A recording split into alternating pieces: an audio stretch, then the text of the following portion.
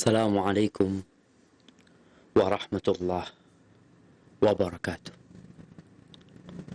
Alhamdulillah alladzi bi ni'matihi tatimmus shalihat. Segala puji bagi Allah Jalla Jalaluh yang karena nikmatnya kebaikan-kebaikan menjadi sempurna. Yang karena rahmatnya niat-niat baik hamba dapat terlaksana. Segala keindahan yang kita lihat, segala kenyamanan yang kita rasakan, itu adalah karunia Allah Azza wa Jalla yang seharusnya kita senantiasa bersyukur dan berterima kasih kepada. Tapi mungkin sebagian juga berkata, Ustaz, saat ini kondisi kita sulit. Pemerintah kita pun sedang memikirkan bagaimana kelanjutan PPKM. Bagaimana kondisi pandemi yang belum berakhir. Yang terdampak tidak sedikit. Apakah kita juga harus memuji Allah? Nah, Rasulullah Sallallahu Alaihi Wasallam dalam kondisi sulit pun beliau mengatakan Alhamdulillah ala kulli hal. Segala puji bagi Allah dalam semua kondisi. Karena sejatinya di balik musibah ada hikmah. Di balik kesulitan ada kemudahan. Dan Allah Jalla Jalaluh adalah Arhamur Rahimin. Bayangkan ketika Nabi Ayub alaihi salam dalam kondisi sulit setelah bertahun-tahun, bahkan disebutkan dalam beberapa kitab 18 tahun, beliau hidup dengan penyakit yang dideritanya, ditambah kondisi ekonomi yang sangat sulit baginya, sehingga istri Nabi pun bekerja, bikin roti dia di tempat orang bikin roti. Setelah 18 tahun, Nabi Ayub berdoa. Apa kata Nabi Ayub? Yang tidak pernah berburuk sangka kepada Allah Azza wa Jalla. Tetap bagi dia Allah adalah Arhamur Rahimin. Wa Ayyuba idh nada rabbahu anni massaniya dhur wa anta arhamur rahimin. Dan Ayub ketika menyeru Tuhannya, apa yang dikatakan Nabi Ayub? Dia menceritakan kondisi dirinya. Anni masaniyad dur, ya Allah, aku ditimpa satu hal yang menyulitkan bagi aku. Aku ditimpa penyakit yang menaun, ya Allah. Wa anta arhamur rahimin. Dan engkau adalah yang maha pengasih dari semua yang mengasihi. Dari orang tua, dari anak, dari kekasih. Yang paling pengasih adalah Allah Azza wa Jalla. Padahal 18 tahun ditimpa penyakit. Tidak pernah berburuk sangka sama Allah. Tetap memuji dan menyanjung Allah. Nabi Yunus alaihissalam, seorang nabi. Artinya orang pilihan di kaumnya. Yang paling baik adalah Nabi Yunus pada waktu itu yang berdakwah di kaumnya. Kemudian beliau ditelan ikan paus. Beliau tidak pernah mengatakan kepada Allah, aku ni udah berjuang, aku ni udah berdakwah, aku mengajak umat agar mereka beribadah kepadamu. Sekarang kau berikan aku ditelan ikan paus. La. Beliau mengatakan, La ilaha illa anta subhanaka inni kuntu minadh zalimin. Tiada Tuhan yang berhak disembah kecuali Engkau, ya. Tetap bertauhid. Menggantungkan semuanya kepada Allah. Subhanak, maha suci Engkau, ya Allah. Maha suci Engkau dari segala kekurangan. Dari segala aib. Aku, ya Allah, sesungguhnya termasuk orang-orang yang zalim. Maka hendaklah kita memulai hidup kita. Apapun keputusannya. PPKM dilanjutkan, tidak dilanjutkan. pandemi selesai atau tidak selesai, tetap Allah Arhamur Rahimin dan kita minat zalimin, termasuk orang-orang yang berbuat zalim. Allahumma salli wa sallim ala sayyidina wa maulana Muhammadin wa ala alihi wa ashabihi ajma'in. Ya Allah, semoga salawat, salam, berkah dan nikmat senantiasa Engkau curahkan untuk hamba kekasih-Mu, untuk baginda Nabi kita Muhammad alaihi salatu wassalam, yang telah mengajarkan kepada kita segala keindahan. Bagaimana dalam kondisi sulit, bagaimana dalam kondisi lapang, beliau telah meninggalkan kita seakan-akan kita berada seperti di kertas yang putih yang terang benderang urusan agama ini. Dan semoga kita istiqomah di atas agamanya. Dan semoga salawat itu bersambung untuk keluarga beliau, untuk para sahabat beliau, dan tentunya untuk setiap orang yang mencintai beliau. Amma ba'd, ahibati fillah, berjumpa kita kembali. Kita akan membahas bab nafaqatur rajul ala ahli. Babun nafaqatur rajul ala ahli. Yang kita sudah baca satu hadis. Bab tentang nafkah yang diberikan oleh seorang suami, seorang laki-laki kepada istrinya, kepada keluarganya. Bicara memberi nafkah ini di kondisi pandemi, ribuan, bahkan mungkin puluhan ribu, bahkan mungkin sampai ratusan ribu atau jutaan orang-orang yang di PHK, orang-orang yang usahanya tidak jalan. Nah, ada banyak orang. Apa yang sedang mereka lakukan? Mereka bekerja. Mereka memberikan nafkah kepada keluarga. Bab ini, bab bekerja untuk memberikan nafkah kepada keluarga, banyak diremehkan oleh sebagian orang. Dianggap rutinitas belaka. Ahibati fillah, Rasulullah sallallahu alaihi wasallam dalam hadis riwayat Tirmidzi mengatakan, khairukum li ahli. Orang yang terbaik di antara kalian siapa sih?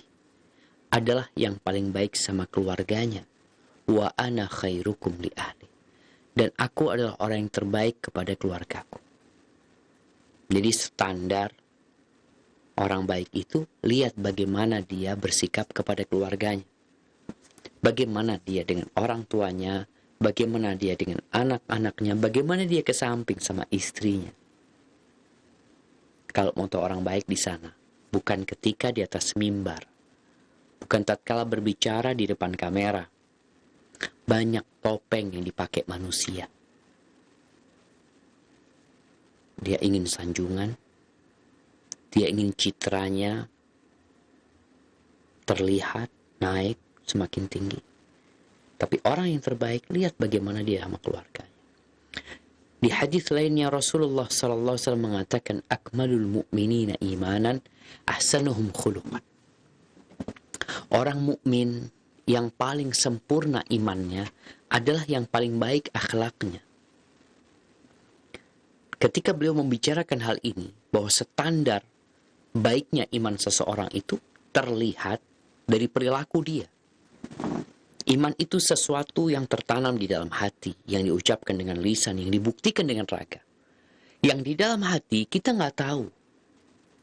Antara dia sama Allah. Yang di lisan kita bisa dengar. Tapi untuk mengetahui bagaimana kekuatan iman di dalam hati, maka lihatlah perilaku orang tersebut. Apakah dia berdusta? Apakah dia kikir? Apakah dia bakhil? Dia suka menyakitin orang lain. Dari sana kita dapat mengukur keimanan orang ini. Dan Nabi SAW mengatakan yang sempurna imannya adalah yang paling baik akhlaknya. Wa khiyarukum li nisaihim. Dan yang terbaik di antara kalian adalah yang paling baik sama bini-bininya, sama istri-istri. Ahibati fillah, subhanallah ya, memberikan nafkah kepada keluarga ini termasuk bab fi sabilillah, di jalan Allah Azza wa Jalla. Maka bagaimana kita tatkala keluar dari rumah atau sekarang yang kerja dari rumah, dia niatkan tiap hari dengan niat yang mulia. Diriwayatkan oleh Ka'ab ibn Ujrah radhiyallahu taala anhu bahwa ada seorang laki-laki yang melewati Nabi SAW. Para sahabat Nabi sedang bersama Nabi radhiyallahu taala anhum. Mereka melihat orang yang lewat ini gagah, kerjanya semangat, giat. Maka para sahabat berkomentar.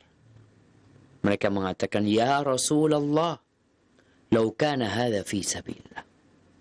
Andai kata orang kayak gini di jalan Allah ya, tentunya akan jadi pahala yang besar buat dia daripada sekedar kerja cari duit buat ngasih nafkah sama keluarga.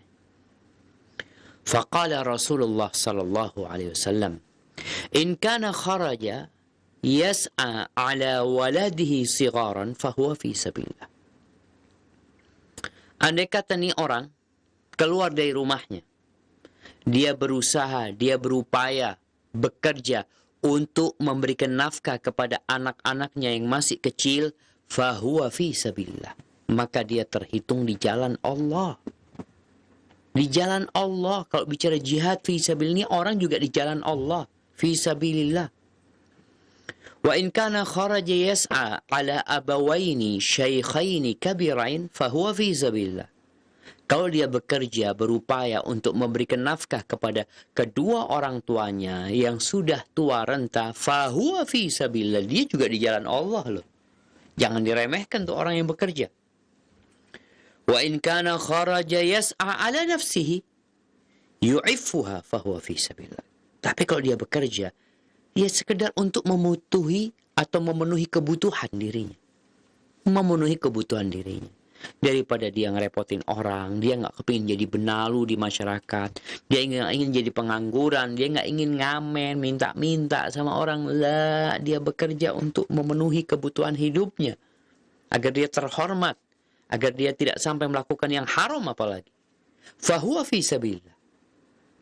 Maka dia pun terhitung fi sabilillah. Di jalan Allah Jalla Jalaluhu.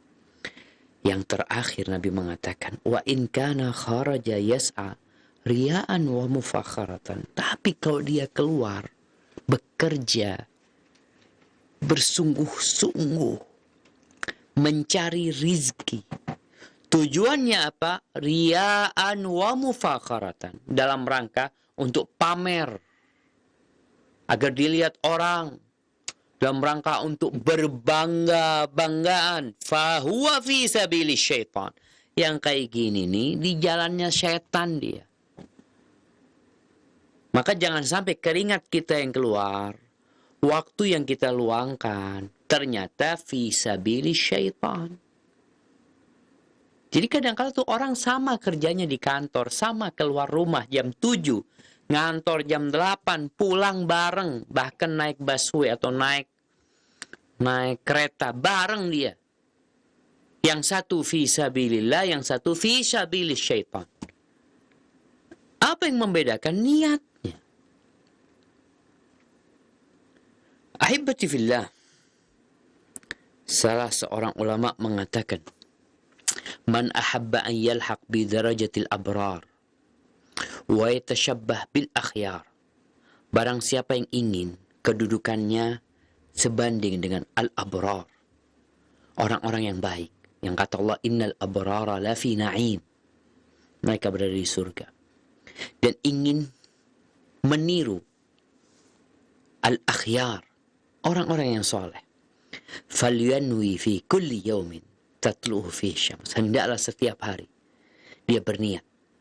Tatkala matahari terbit, dia niatnya memberikan manfaat untuk manusia. Memberikan manfaat untuk makhluk Allah Azza wa Jalla. Niatkan. Jangan ada niat jahat. Pagi niat untuk memberikan manfaat. Apa saja manfaat yang mungkin dia berikan lewat jalan dia. Waliyuti'illah, hendaklah dia taat sama Allah dalam urusan halal haram. Yang halal dia ambil, yang haram dia tinggalkan. Wal yatawarra' anisyubuhat mastata'. Ketika dia bekerja, hendaklah menghindari yang syubhat-syubhat semampu dia. Kenapa? Fa inna talabal halal wan nafaqati 'alal iyal babun 'azim. Sesungguhnya mencari rizki yang halal, memberikan nafkah kepada keluarga, ini bab yang besar sekali. La ya'dilu syai' min a'malil bir, yang mungkin tidak dapat ditandingi dengan amal soleh yang lainnya gitu. Nggak main-main. Maka pada kesempatan yang lalu di bab 318 Imam Bukhari menyebutkan di hadis 748 tentang hadis Thauban, di mana Nabi SAW mengatakan, afdalu dinarin yunfiquhu ar-rajul dinarun anfaqahu ala iyalih. Sebaik-baiknya dinar, uang, harta yang dia infakkan, itu adalah yang dia infakkan kepada keluarganya. Wa dinarun anfaqahu ala ashabihi fi sabilillah. Dan dinar yang dia infakkan kepada kawan-kawannya di jalan Allah. Wa dinarun anfaqahu ala dabatihi fi sabilillah. Dan dinar yang dia nafkahkan untuk biaya kendaraan dia, kuda dia dalam perjuangan di jalan Allah Azza wa Jalla. Qala Abu Qilabah wa bada'a bil 'iyal. Nabi memulai dengan menyebutkan keluarga. Kenapa? Wa ayyu rajulin a'zamu ajran.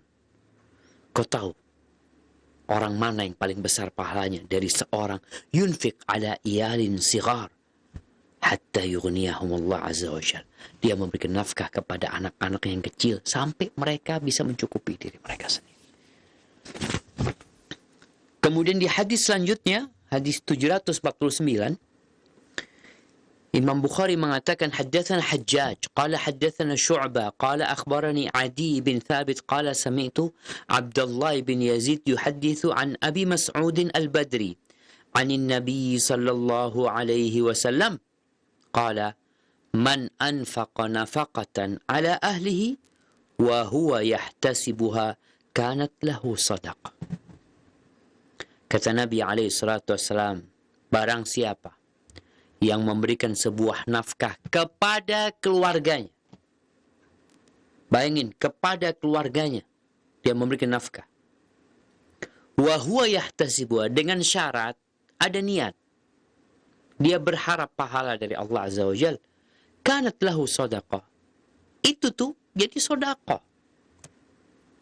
Jadi ini termasuk salah satu pintu sedekah yang seringkali diremehkan atau lalai orang. Kalau dia ketika bekerja, dia dapat duit, dia terima gaji, lalu diberikan kepada istrinya untuk biaya anak-anaknya, untuk listrik, untuk semuanya, sedekah. Tapi syaratnya yahtasibuha, ada harapan pahala dari Allah. Jadi bukan sekedar rutinitas belaka. Walaupun kita tahu melakukan kewajiban itu akan Allah kasih pahala.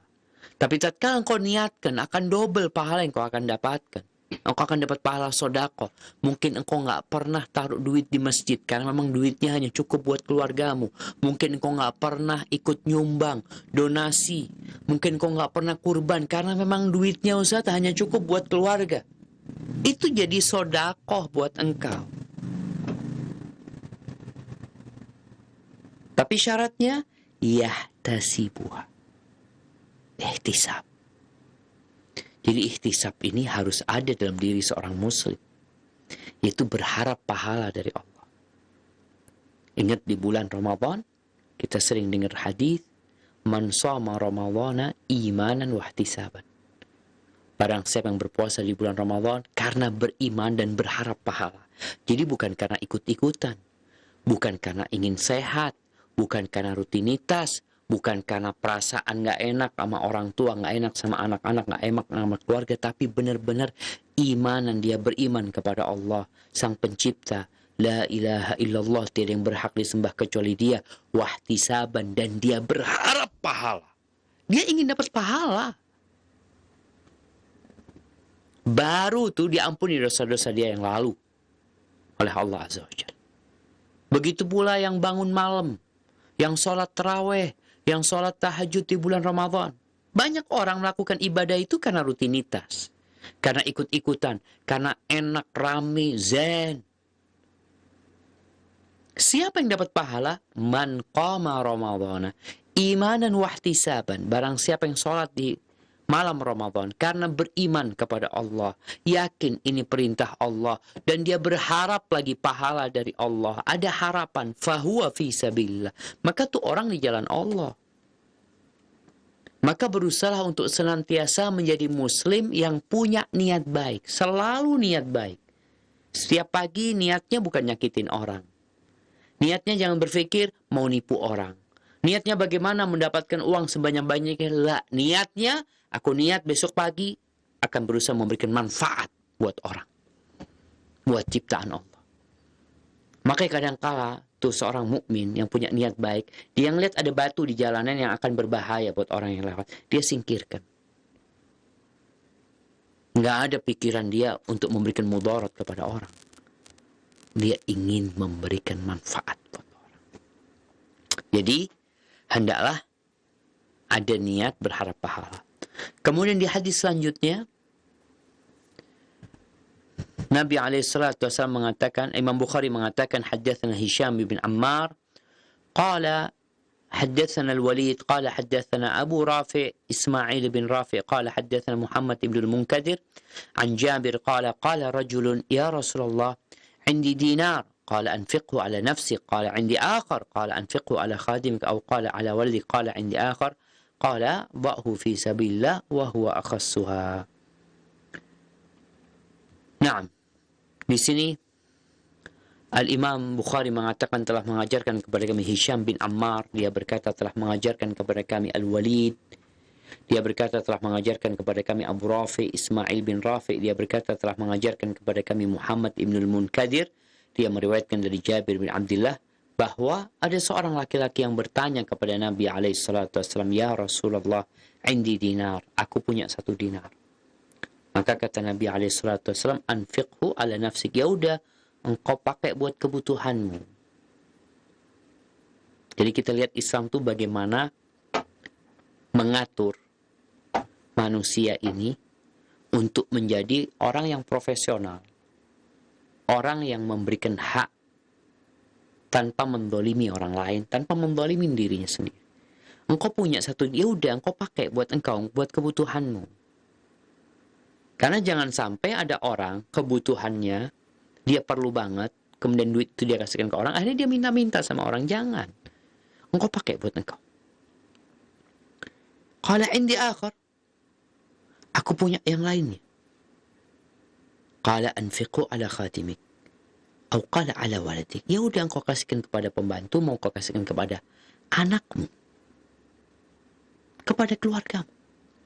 Wa qala indi akhar, kemudian dia mengatakan, aku punya yang lainnya. Di riwayat ini disebutkan dha'hu fi sabilillah wa huwa akhassuha. Letakkan di jalan Allah itu yang paling buruk. Hadis ini dhaif dengan tambahan ini. Yang sahih, anta a'lam, engkau lebih tahu, kata Nabi. Udah engkau letakkan, terserah engkau yang lebih ngerti mana yang lebih membutuhkan. Jadi terkadang kita berbagi itu melihat kebutuhan. Ada orang yang lebih membutuhkan. Di situ kita berpikir, oh kayaknya manfaat kalau dikasihkan kepada fulan daripada dikasihkan kepada fulan. Maka kita ketika punya uang, hendaklah berusaha bagaimana uang yang akan kita sedekahkan itu, yang akan kita keluarkan itu manfaat banget gitu loh. Ada orang dikasih buat foya-foya, dia gunakan untuk hal yang kurang berguna. Sayang duit kita. Tapi ada orang yang kita kasih, Masya Allah, dia gunakan untuk beli sepeda. Sepeda dia gunakan untuk ke masjid. Allahu Akbar. Bayangin ya. Manfaat banget. Jadi, seorang muslim harus pandai-pandai mencari pahala. Terkadang, dia perlu memikirkan mana yang lebih besar pahalanya. Karena Allah Azza wa Jalla mengatakan, Fastabiqul khairat. Berlomba-lombalah dalam kebaikan. Ada orang yang dia kasih uang kepada orang lain, dia sedekah buat masjid. Dia lupa ngasih anaknya, dia lupa ngasih keluarganya. Bahkan dia pelit sama keluarganya, karena dia pikir yang ke masjid itu yang sodako, ke istri nggak sodako, nggak bisa habisin duit nih istri sama anak-anak. Lah, itu sodako. Kecuali tadi kau berikan kepada istri untuk hal-hal yang kurang berguna. Baik, kemudian hadis selanjutnya, Al-Imam Bukhari mengatakan, haddatsana Muhammad bin Yusuf qala haddatsana Sufyan an Muzahim bin Zufar an Mujahid an Abi Hurairah an Nabi sallallahu alaihi wasallam qala arba'atu dananir. Imam Bukhari mengatakan telah mengajarkan kepada kami Muhammad bin Yusuf, dia berkata telah mengajarkan kepada kami Sufyan, dia meriwayatkan dari Muzahim bin Zufar, dari Mujahid seorang tabi'in, dari Abu Hurairah radhiyallahu anhu, dari Nabi alaihi salatu wasallam. Nabi mengatakan arba'atu dinar, arba'atu dananir, afwan, arba'atu dananir, ada 4 dinar. 4 dinar ini banyak jemaah. 1 dinar itu berapa? 4 gram, 25 gram emas. 4,25 gram emas. Jadi kalau 1 juta, 4 jutaan kira-kira tuh duit. 4 dinar 16 juta. Tapi kan uangnya satu uang itu sudah 1 dinar gitu. Kita kalau mau dapat 1 dinar ya kalau 100.000 harus berapa lembar gitu.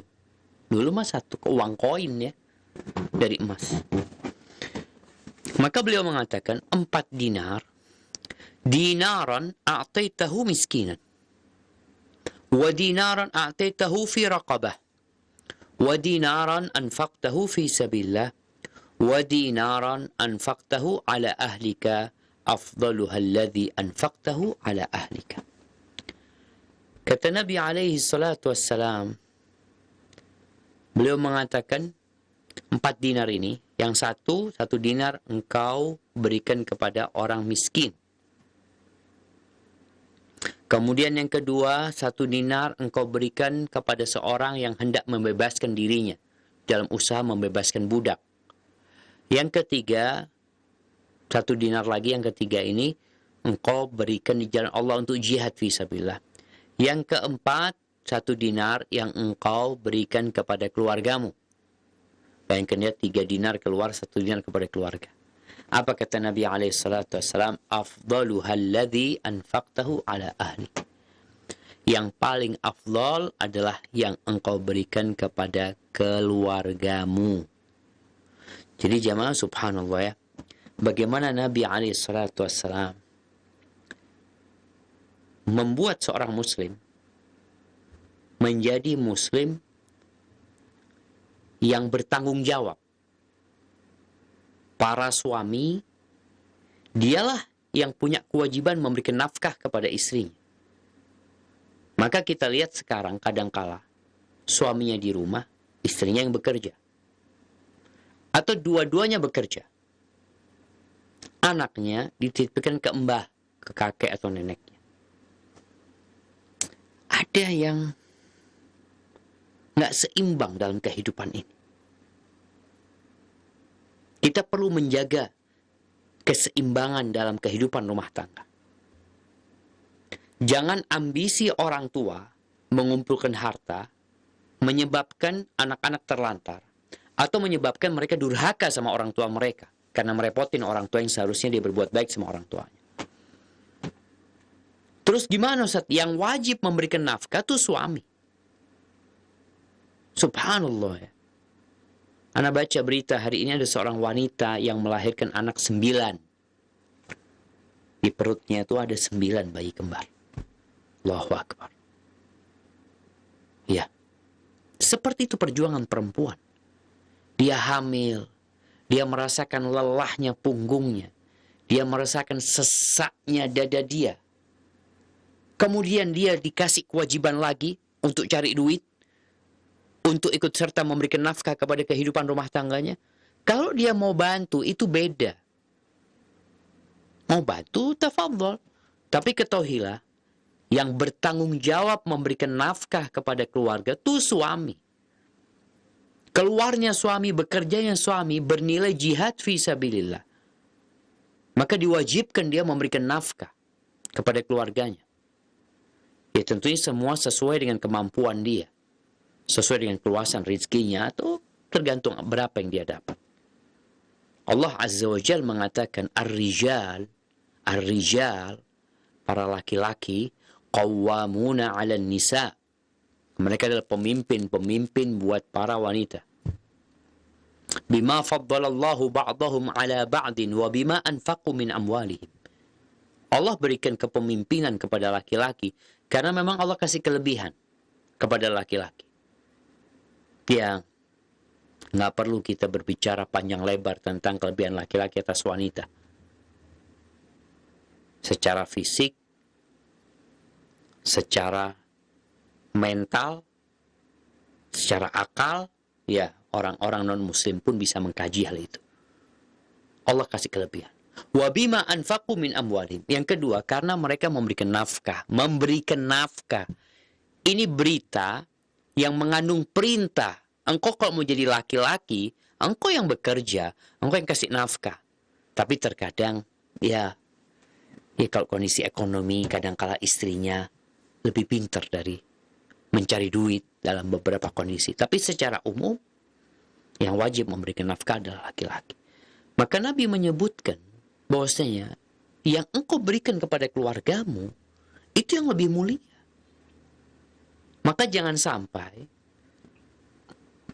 engkau memikirkan untuk hidup berfoya-foya, untuk berbagi sama kawan-kawan, untuk bersedekah di masjid, tapi lupa yang menjadi tanggung jawabmu.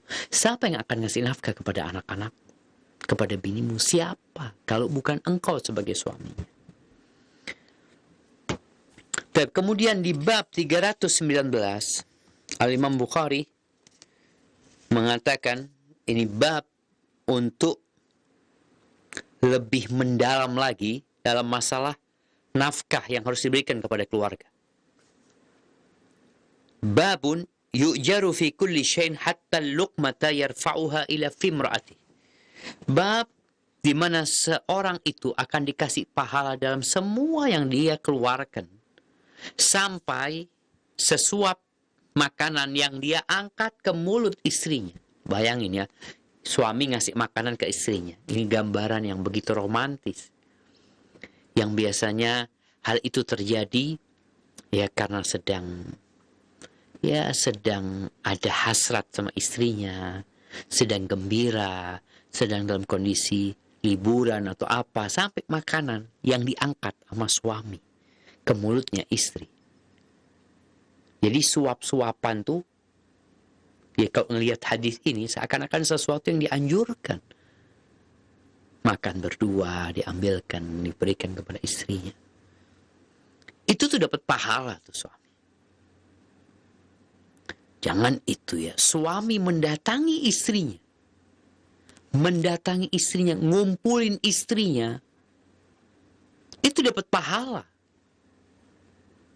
Bayangin ya, seorang mendatangi syahwatnya. Rasul SAW ketika mengatakan, wa fi bud'i ahadikum sadaqah.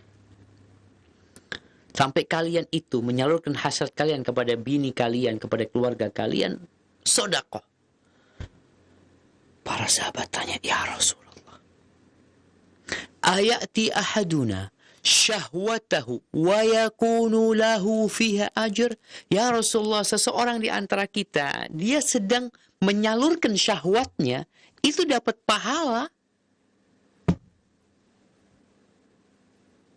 Apa kata Nabi SAW? Ara'aita law wada'ahu fi haramin akana alaihi wizr? Gimana menurut kalian? Kalau tuh orang menyalurkan syahwatnya di tempat yang haram, dosa nggak dia? Kata sahabat, ya dosa lah Rasulullah. Maka subhanallah, pahala itu dikasih sama Allah sampai menyalurkan syahwat kepada istri. Di samping itu juga memenuhi hak istrinya, sang suami melakukan kewajibannya, plus pahala saudara. Kata Imam Bukhari, haddatsana Abu Yaman qala haddatsana Syu'aib Anis Zuhri. Ana izin minum dulu jamaah. Bismillah.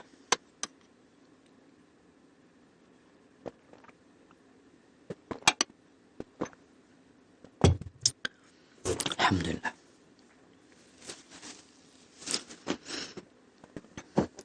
قال حدثني عامر بن سعد عن سعد ابن أبي وقاص أنه أخبره أن النبي صلى الله عليه وسلم قال لسعد إنك لن تنفق نفقة تبتغي بها وجه الله عز وجل إلا أجرت بها حتى ما تجعل في فم امرأتك.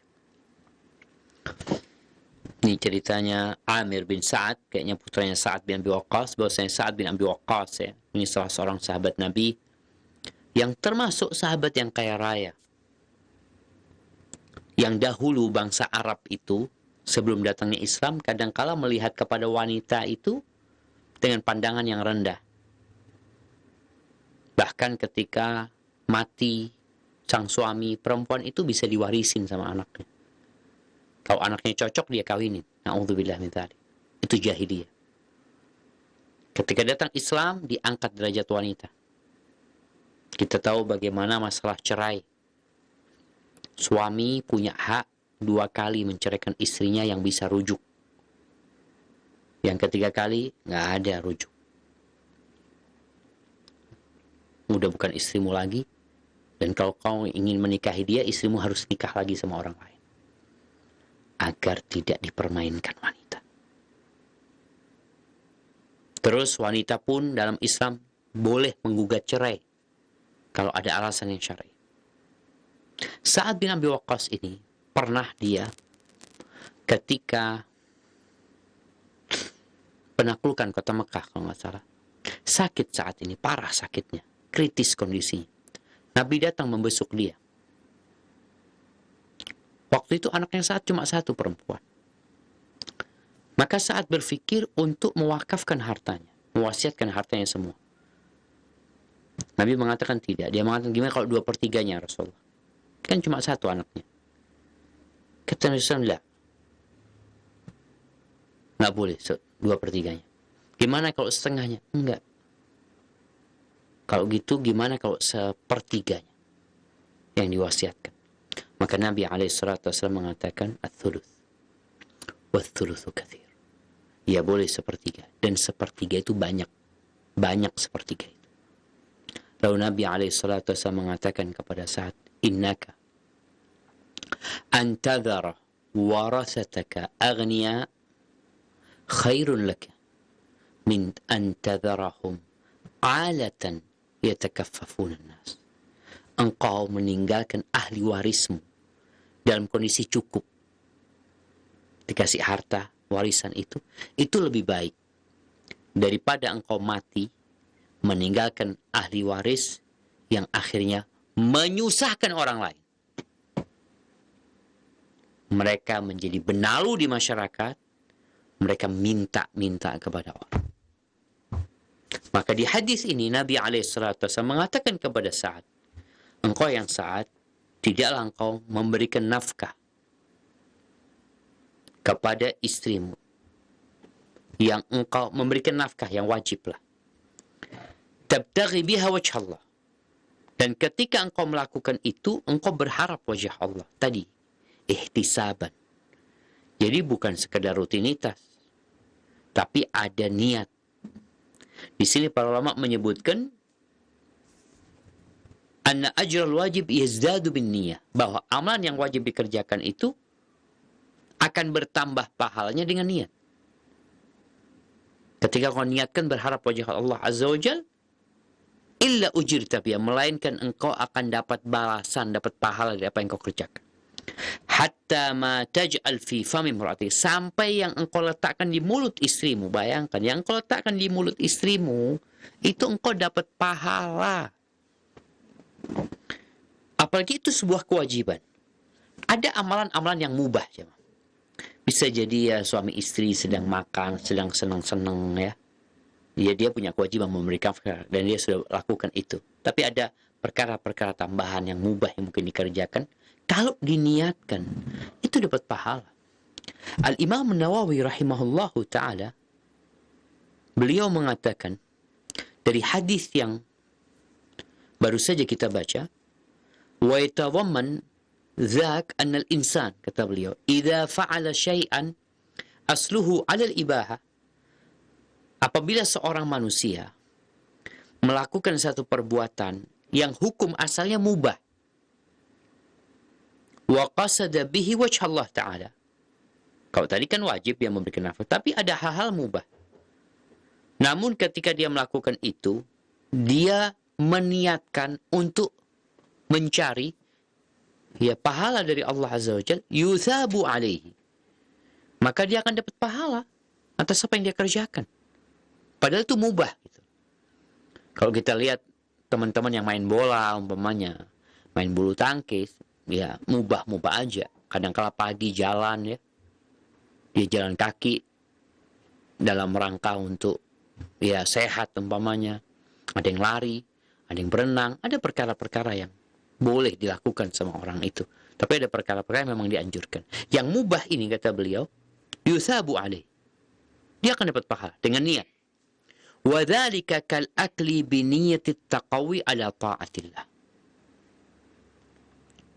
Dan itu seperti orang yang makan dengan niat supaya dia kuat dalam melaksanakan ketaatan kepada Allah. Orang ini makan, anak kepingin sholatnya lebih panjang,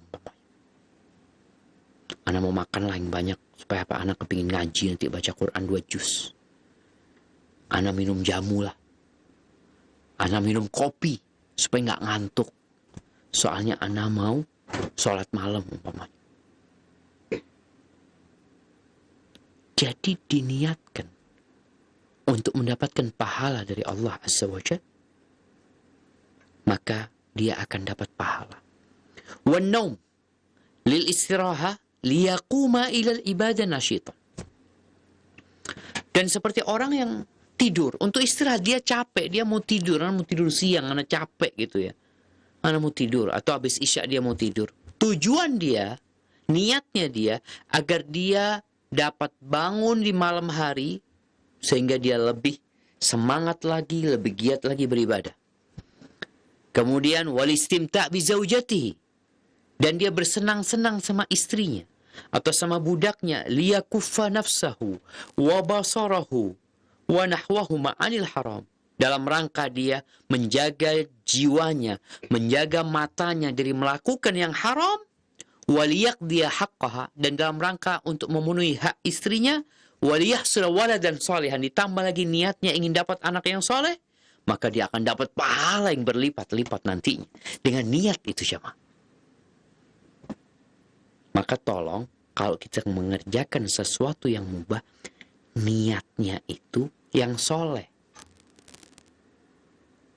Yang habis sasar main bola, apa niatmu main bola? Ya biar sehat aja. Atau mau seneng-seneng. Apa nggak bisa engkau niatkan? Ya anak kepingin Ustaz, biar kuat kakinya nanti malam mau sholat malam. Ya anak kepingin sehat ya supaya anak bisa lebih kencang ibadahnya. Supaya nggak malas Ustaz. Ya, ada orang habis subuh jalan kaki supaya anak nggak malas, anak bisa zikir pagi dan petang ya. Dan supaya anak bisa bekerja dengan lebih giat lagi, dapat pahala.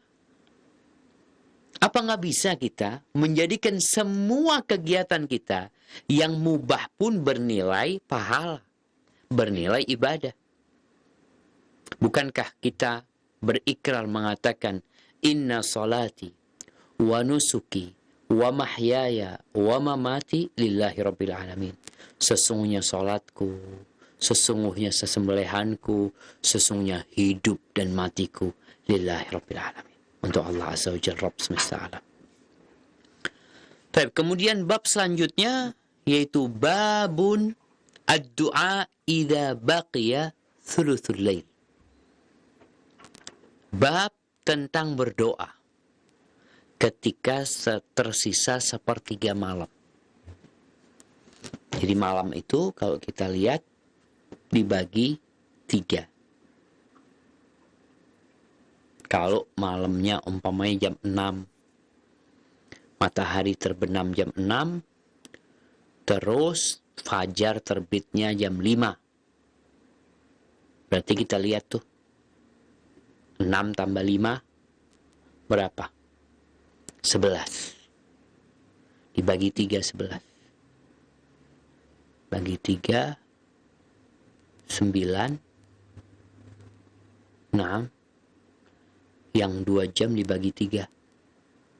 120 dibagi 3, 40 menitan. Jadi 3 jam 40 menit. Sepertiga pertama, 4 jam, 3 jam 40 menit. Tambah lagi 3 jam 40 menit.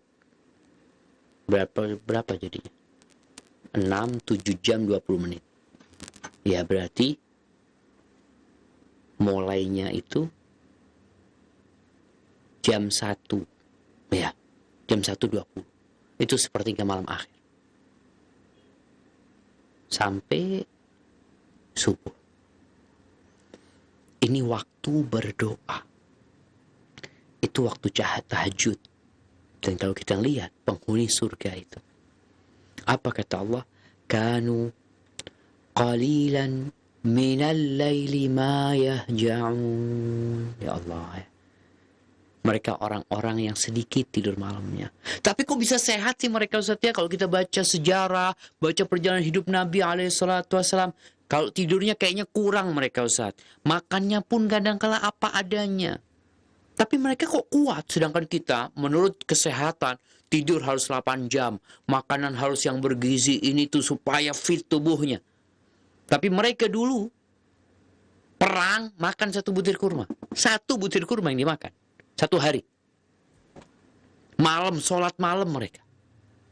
Kok kuat ya kita yang makannya sudah enak, vitamin, suplemen makanan ini, tapi ibadahnya bisa disebut kurang sekali. Para ulama menyebutkan itulah berkah.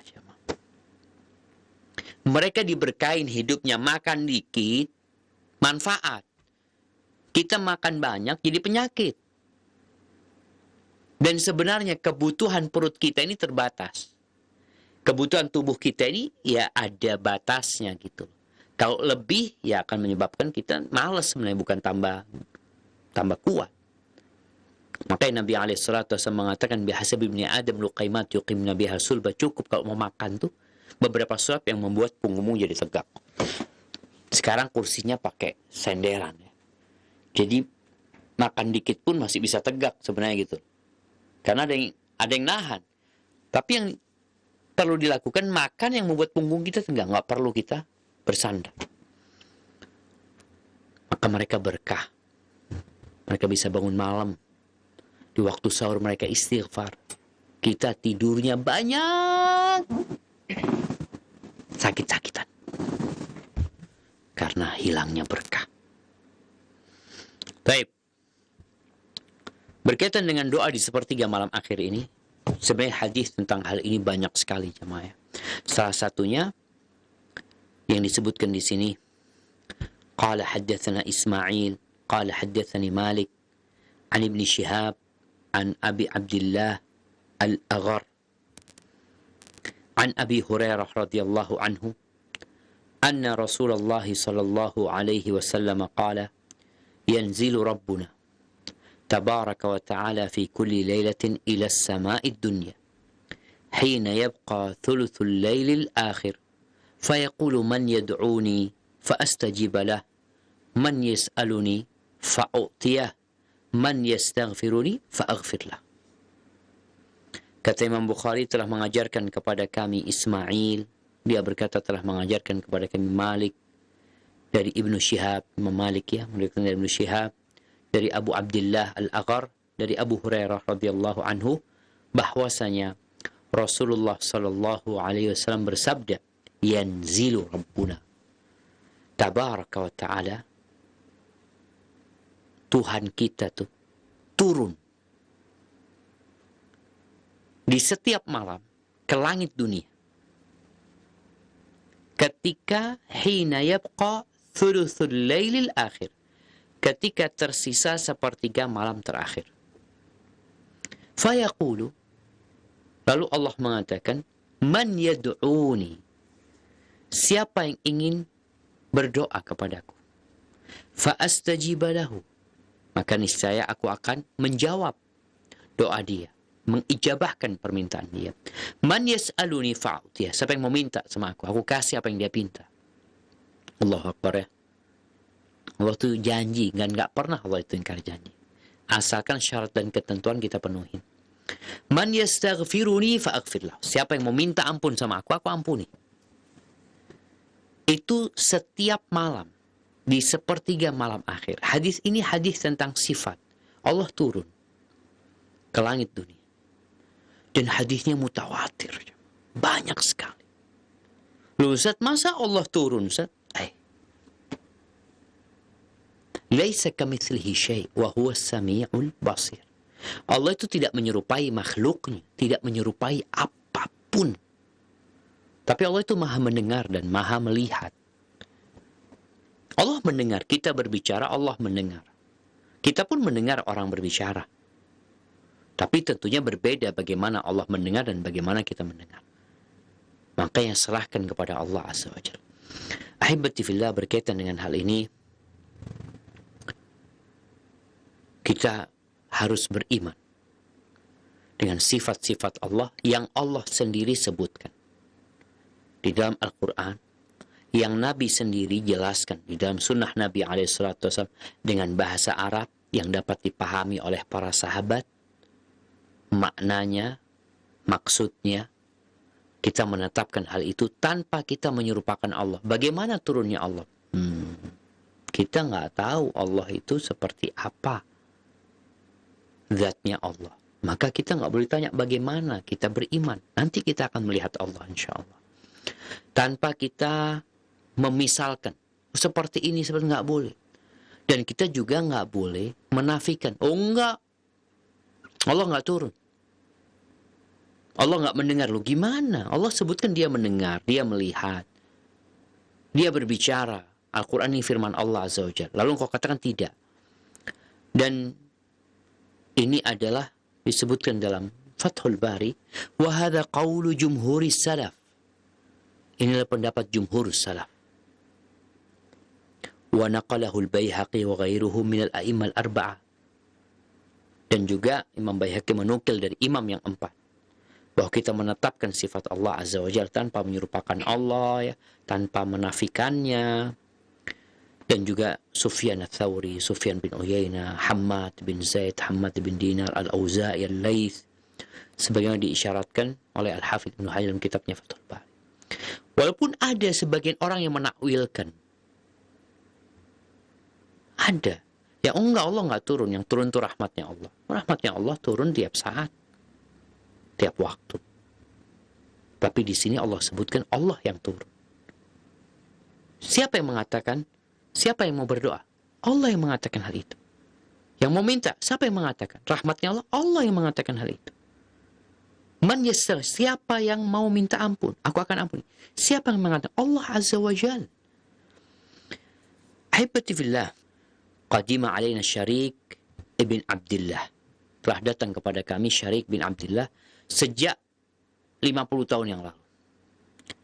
Qala faqultu, aku berkata kepada Syarik, ya Aba Abdullah, inna indana qauman minal mu'tazilah. Di kampung kita ini ada orang-orang mu'tazilah. Ada orang-orang satu kelompok yang lebih mementingkan akal mereka. Jadi kalau ada ayat ini, nggak masuk akal mereka, mereka akan palingkan maknanya sesuai yang mereka inginkan. Yungkiruna hadhil ahadith. Mereka mengingkari hadis-hadis yang berkaitan dengan turunnya Allah Azza wa Jalla. Qala fahaddatsani nahwa 10 ahadits fi hada. Lalu Syarik bin Abdullah mengajarkan kepada aku 10 hadis seperti hadis tentang turunnya Allah Azza wa Jalla, dalam perkara turunnya Allah Azza wa Jalla. Wa qala, lalu dia mengatakan, amma nahnu faqad akhadna dinana hadha anit tabi'in. Kita mengambil agama kita dari siapa? Dari para tabi'in. Para tabi'in adalah orang-orang yang berjumpa dengan para sahabat dalam kondisi beriman dan mati dalam kondisi Islam. an ashabin Nabi SAW. Kemudian para tabi'in itu ngambil ilmunya dari para sahabat Nabi. Jadi ini istilahnya ilmunya mangkul.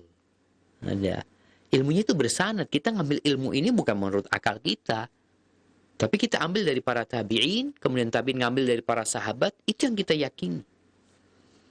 Fahum aman akhud. Terus mereka dapat ilmu itu dari siapa ngambilnya mereka? Yang mana Allah nggak turun, nggak ada Allah turun. Menafikan sifat-sifat Allah itu. Dapat dari mana mereka ilmu itu? Kemudian disebutkan waqat waqa baina Ishaq bin Rahuyah wa baina Ibrahim bin Salih al-Mu'tazili wa bainahu wa baina Mansur bin Talha aidan minhum kalam.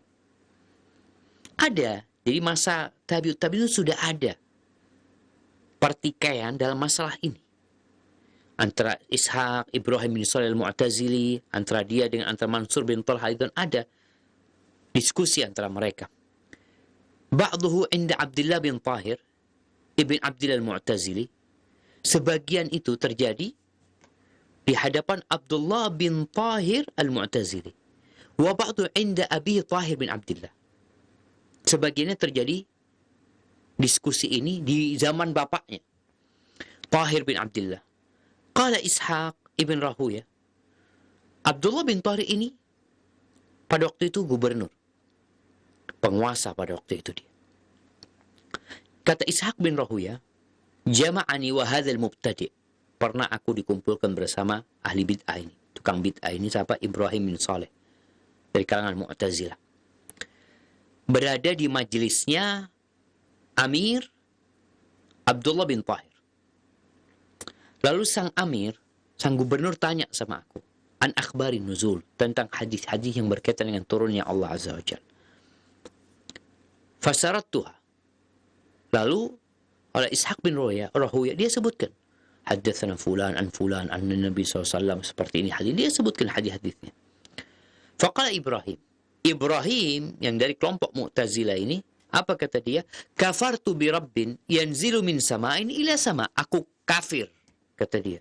Aku kufur kepada Tuhan yang turun dari langit ke langit. Di mana masa Tuhan turun dari satu langit ke langit selanjutnya? Apa kata Ishaq bin Rahuyah? Fakultu amantu bi rabbin yaf'alu ma yasha. Aku beriman kepada Tuhan yang berbuat semau dia. Allah itu berbuat sekehendak dia gitu. Aku beriman dengan Tuhan yang berbuat semau dia. Bukan kita yang ngatur Tuhan, tapi Tuhan berbuat semau dia. Faradi Abdullah kalami.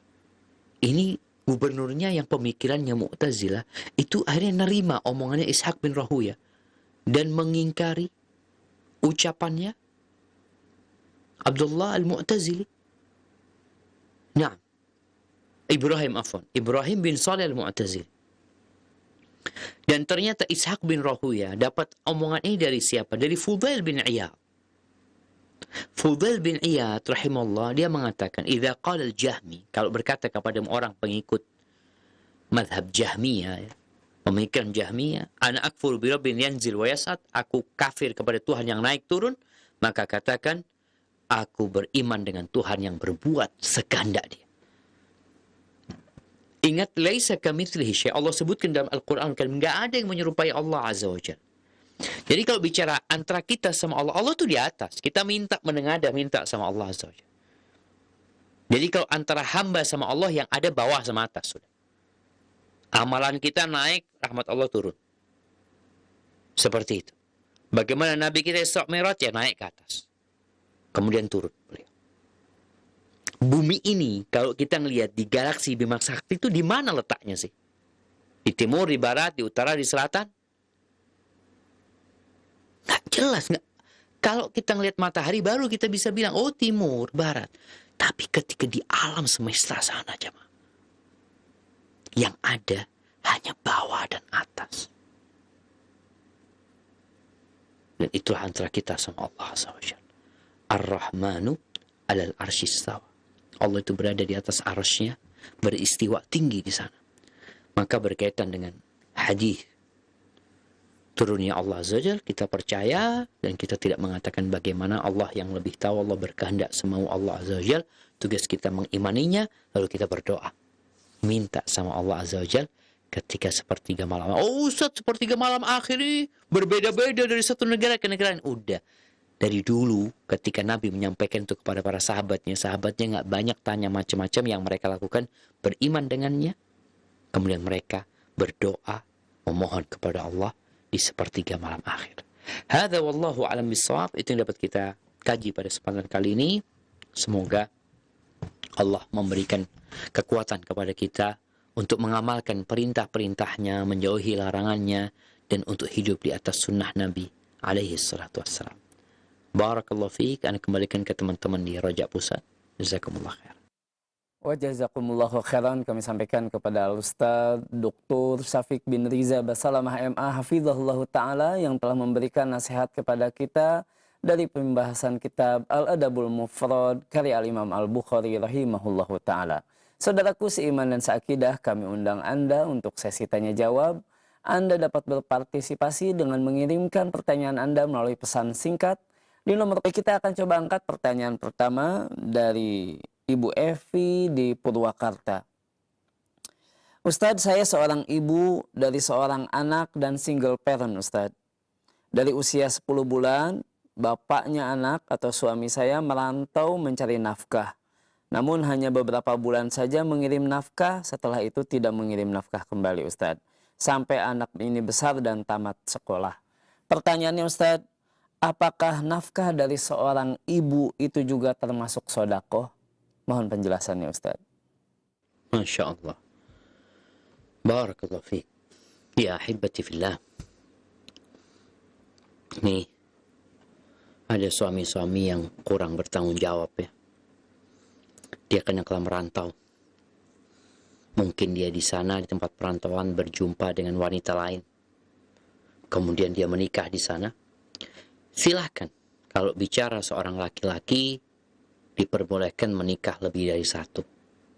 Asalkan dia tetap melaksanakan kewajibannya dan dia mampu berlaku adil.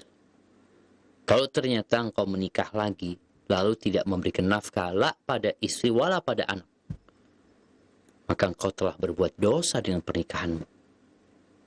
Karena Allah menyuruh bagi yang takut tidak bisa berbuat adil, fawahid. Terus yang jadi pertanyaan, bagaimana nafkah yang diberikan istri kepada anaknya? Tentunya akan jadi pahala yang besar lagi. Karena anaknya ini ditelantarkan oleh yang wajib memberikan nafkah. Sehingga sang ibu pasang badan, dia bekerja, dia berusaha melaksanakan sesuatu yang sebenarnya bukan kewajiban dia. Dan kita tahu, Allah Azza wa Jalla cinta dengan amalan-amalan yang wajib. Ketika yang wajib sudah dikerjakan, lalu orang ini mendekatkan dirinya kepada Allah dengan yang sunnah-sunnah. فَمَا يَزَالُ عَبْدِي يَتَقَرَّبُ إِلَيَّ بِالنَّوَافِلِ حَتَّى أُحِبَّهُ. Hambaku terus mendekatkan dirinya kepadaku dengan yang sunnah-sunnah sampai aku cinta kepada dia. Bayangkan Allah cinta. Jadi yang dilakukan oleh seorang ibu yang memberikan nafkah kepada anak-anaknya, padahal itu bukan kewajiban dia, maka dia akan mendapatkan pahala sodakoh tentunya. Seperti cerita istrinya Abdullah bin Mas'ud, Zainab. Bagaimana Zainab ini, ya rumah tangganya secara ekonomi sulit ya. Abdullah bin Mas'ud serabutan kerjanya, dia dapat uang, kadang-kadang nggak dapat. Istrinya pandai menenun. Sehingga mereka sering makan dari hasil tenunan istrinya. Suatu hari, Zainab ini mendengarkan sabda Nabi SAW, perintah beliau agar perempuan-perempuan ini banyak bersedekah. Ya, dalam rangka menyelamatkan diri mereka dari api neraka. Pulanglah ke rumahnya. Dia cerita sama suaminya kalau dia itu ingin sodako, mungkin dia nggak bisa bantu lagi urusan ekonomi dalam rumah, gitu. Kepingin sodako, dia nggak pernah sodako, duitnya habis dimakan. Kata Abdullah bin Mas'ud, dia mengatakan nggak ada masalah. Engkau uangnya nggak mau dibuat keluarga, engkau mau sodako, silakan. Tapi coba engkau tanya dulu kepada Nabi SAW. Bagaimana hukumnya istri yang memberikan nafkah kepada anak-anak dan suaminya? Hukumnya itu gimana gitu? Karena kondisi bukan suami males, bukan.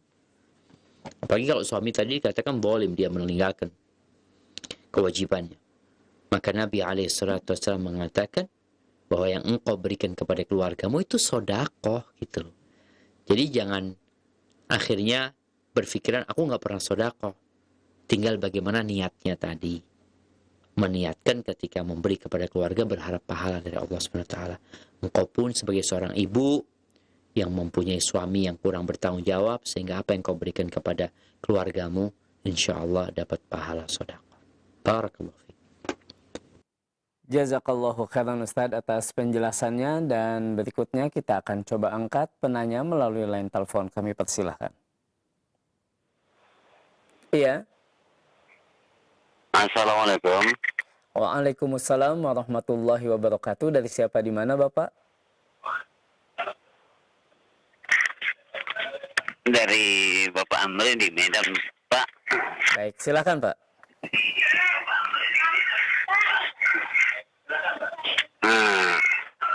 Saya punya anak, Pak, laki-laki kan. Mohon maaf Bapak, silahkan dikecilkan terlebih dahulu televisinya. Cukup mendengarkan sementara melalui line telepon saja. Silakan Pak. Melalui line telepon saja.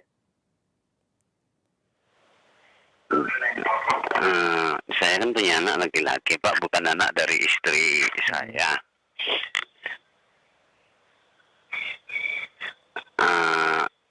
Apa yang menjadi pertanyaan, apakah memang bila terlihat aurat dari istri saya ataupun sebaliknya, ataukah itu haram apa kayak mana, Pak? Baik, anak Bapak laki-laki Pak? Iya, Pak, anak saya laki-laki. Ya. Baik itu saja Pak.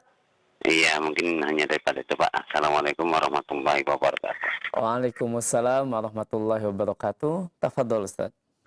Na'am, barakallahu fiik. Iya. Berkaitan dengan istrinya bapak. Apakah istrinya bapak itu mahram sama anaknya, bapaknya? Maka mahram. Allah Azza wa Jalla mengatakan wala tankihu ma nakaha aba'ukum minan nisa illa ma qad salaf. Enggak boleh seorang anak itu menikahi istri bapaknya. Jadi bisa jadi bapak ini punya anak, dia pernah menikah, punya anak. Kemudian bapaknya menikah lagi, atau istri kedua, atau istri ketiga, atau istri keempat. Itu mahram sama anaknya. Jadi dalam artian, ya namanya mahram, boleh sang ibu sambungnya ini nggak pakai jilbab, ya pakai baju yang sopan di rumah. Nggak ada masalah Bapak, seperti itu. Jadi berkaitan dengan istrinya Bapak, itu mahram buat anaknya. Sang anak tidak boleh menikahi, dan dia juga punya kewajiban untuk memuliakan istri-istri bapaknya. Karena kadangkala seorang anak itu benci sama istri bapaknya. Karena dia merasa ini yang, ya kalau bahasa orang-orang sekarang, dianggap pelakor kadangkala ya. Sehingga sang anak tidak berbakti sama istri bapaknya. Bahkan dia berusaha untuk memisahkan antara bapak sama istri yang satunya atau istri yang ketiga. Ini perbuatan yang terlarang. Jadi apa yang ditanyakan bapak, istri bapak adalah mahram buat anak bapak. Barakallahu fiik. Jazakallahu khairan Ustadz atas penjelasannya, dan berikutnya kita coba kembali angkat pertanyaan melalui pesan singkat Ustadz dari hamba Allah, seorang bapak di Tangerang Ustadz, ingin bertanya adakah batasan suami harus mengalah kepada istri? Karena selama ini istri menggunakan dalil tentang Nabi dan Umar Ibnul Khattab, kalau istrinya marah tetap harus diam, walaupun tidak tepat dalam melakukan sesuatu. Seperti contoh Ustadz, istri sudah memasak dan mempersiapkan makanan di meja untuk suami, tapi istri tidak mau menemani suami dengan alasan ingin membaca Al-Quran. Mohon penjelasannya Ustadz. Masya Allah. Barakallahu fiik. Iya. Jadi tugas seorang pemimpin itu adalah bagaimana mengayomi rakyatnya, memberikan arahan kepada rakyatnya, memberikan pendampingan kepada mereka, sehingga rakyat itu merasa hidup aman, makmur, sentosa di bawah kepemimpinan itu. Begitu pula dengan seorang suami.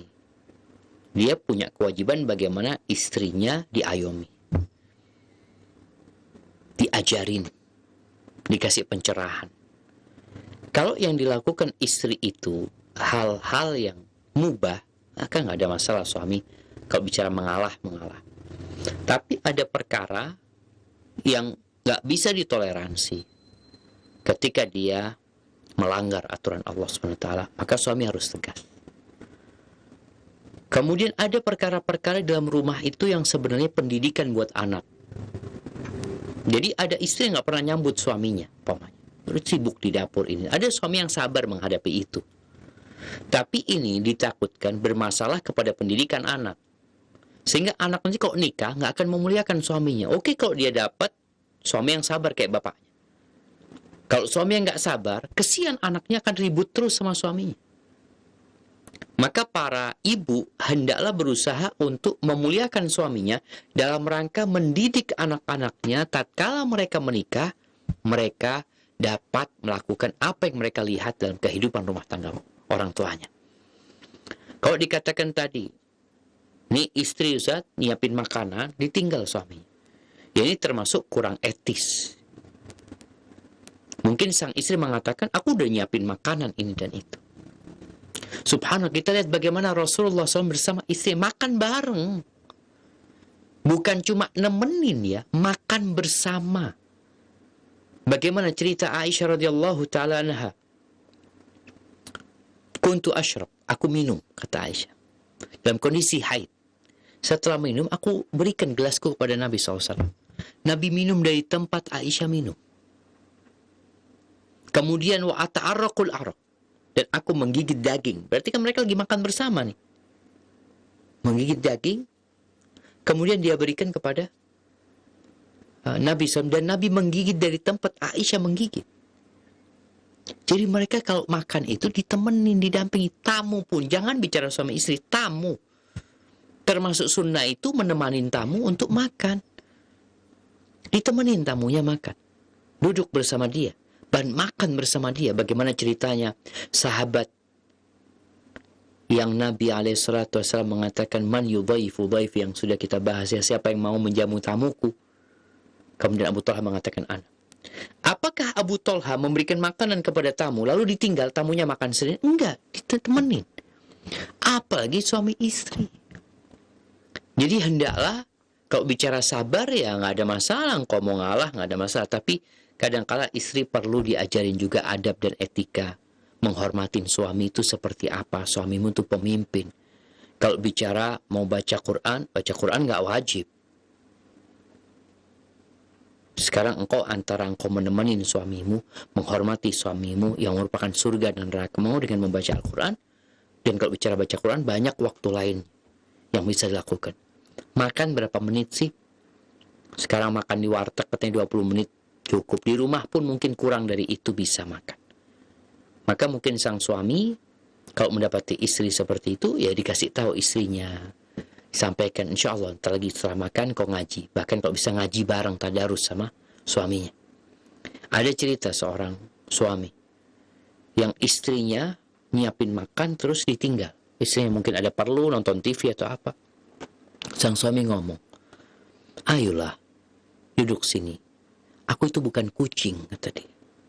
Bukan kucing yang dikasih makan kemudian ditinggal. Kadangkala duduknya istri, ngobrol itu menyebabkan makanan itu lebih enak. Bukan karena makanan yang enak, tapi memandang wajah istri, ngobrol sama istri.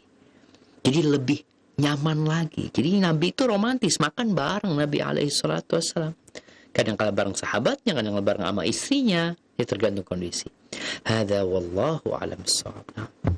Jazakallahu khairan Ustaz atas penjelasannya. Dan untuk yang berikutnya kembali kita akan coba angkat pertanyaan melalui line telepon. Kami persilahkan.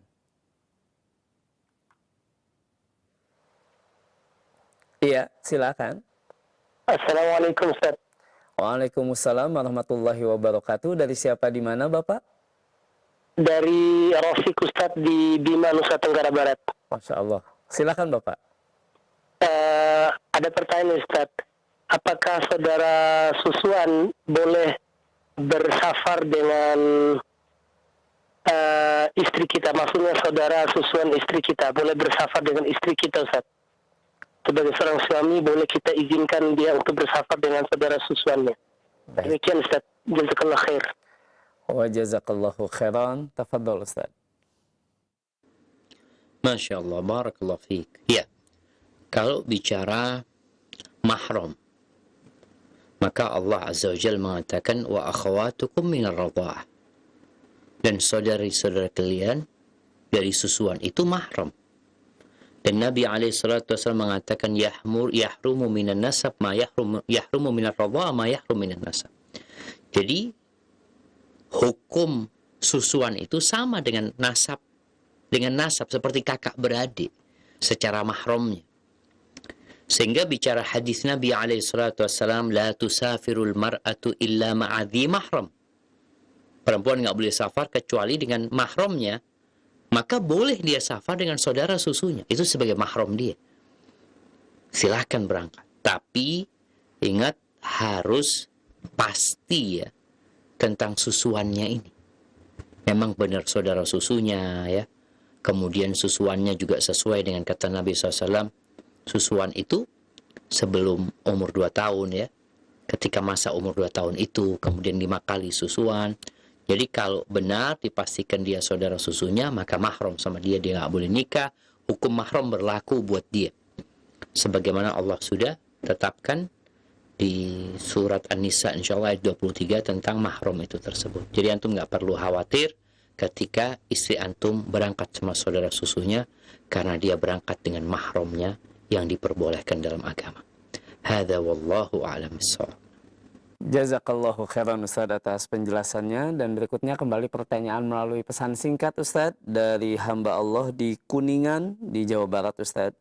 Pertanyaannya, bagaimana hukum seorang suami yang tidak pasrah mengenai keuangan kepada istrinya, sekalipun untuk membeli kosmetik atau kebutuhan pribadi dan kebutuhan lainnya harus selalu minta? Mohon penjelasannya Ustaz. Naam, barakallahu fiik. Ya, ahibati fillah, hubungan suami istri ini dibangun di atas saling memahami, saling melengkapi, melihat kepada kelebihan, bukan melihat kepada kekurangan. Ada mungkin yang dapat suami, ya perhitungan banget. Tapi alhamdulillah dia Ustaz, dia tetap melaksanakan kewajibannya. Ya lihatlah kepada kelebihannya. Kenapa? Banyak orang yang susah hidupnya gara-gara menuntut lebih kepada suaminya. Kalau memang suaminya ingin diperbaiki, ada sikap-sikap dia yang memang kurang baik ya. Dia mungkin terlalu perhitungan Ustaz, seharusnya nggak kayak gitu umpamanya. Ya silahkan diperbaiki. Tapi kalau enggak, engkau terima kondisi yang ada. Kalau bicara harus minta sama suami, yaitu tipikal suamimu. Dan jangan suka membandingkan suamimu dengan suami orang lain. Oke, suami orang lain itu punya kelebihan di satu sisi sana. Suamimu punya kekurangan di satu sisi. Tapi lihatlah kepada kelebihan yang lainnya. Karena kalau kita terfokus kepada kekurangan, maka yang ada penderitaan. Istri akan menderita. Ya Allah, gara-gara urusan fulus kayak gitu aja menderita hidupnya. Mau beli kosmetik harus minta, Ustaz ini itu minta. Keperluan pribadi minta. Nggak ada masalah, yang penting dia kasih gitu. Alhamdulillah kau punya suami yang melakukan kewajibannya. Walaupun tidak royal dia dalam bab itu. Maka bismillah, dan kau doakan suamimu. Semoga terbuka hatinya. Dan seorang suami, dia punya hak mengatur keuangan dia, nggak ada masalah. Tidak dikatakan zalim ya. Kalau suami tidak memberikan sandang, pangan, papan, yang menjadi kewajiban dia, yang menjadi hak istrinya, baru dia dikatakan zalim. Tapi kalau suami memberikan semuanya, tapi dia mungkin hanya tadi, kalau engkau perlu engkau minta, engkau sampaikan, aku akan kasih. Berarti dia tidak dikatakan zalim, dan lihatlah kepada kelebihan yang lainnya. Semoga engkau berbahagia. Ada banyak yang susah hidupnya di sana, yang tidak dikasih nafkah sama suaminya, yang tadi ditinggal sama suaminya. Engkau alhamdulillah punya suami yang baik dan peduli. walaupun ada sedikit kekurangan. Barakallahu fiik. Jazakallahu khairan Ustaz atas penjelasannya, dan tampaknya pertanyaan tadi sebagai penutup untuk sesi tanya jawab di kesempatan malam hari ini Ustaz. Tafadhol ikhtitam dari antum Ustaz. Masya Allah, barakallahu fiik. Ahibati fillah. Seorang muslim itu harus berpenampilan yang baik. Tapi dia juga harus memperbaiki hatinya. Karena Nabi SAW mengatakan, akmalul mu'minina imanan ahsanuhum khuluqan. Orang mukmin yang paling baik adalah yang paling baik. Orang mukmin yang paling sempurna keimanannya adalah yang paling baik perilakunya. Maka harapan ana dengan kita belajar al-adab dari kitab Adabul Mufrad ini, iman kita semakin yakin dengan kebesaran Allah Azza wa Jalla. Dan perilaku kita mengikuti keimanan tersebut. Praktekkan apa yang dipelajari. Kemuliaan ilmu itu bukan dengan banyaknya hafalan yang kita lakukan. Bukan dengan banyaknya ayat Quran yang kita hafal. Tapi dengan apa yang kita amalkan dalam kehidupan ini. Teruslah menjadi orang baik. Tiap hari niatkan untuk memberikan manfaat kepada orang. Dan semoga Allah memberikan husnul khatimah kepada kita semuanya. Jazakumullah khair. Subhanakallahumma bihamdika asyhadu an la ilaha illa anta astaghfiruka wa atubu ilaik. Wassalamualaikum warahmatullahi wabarakatuh.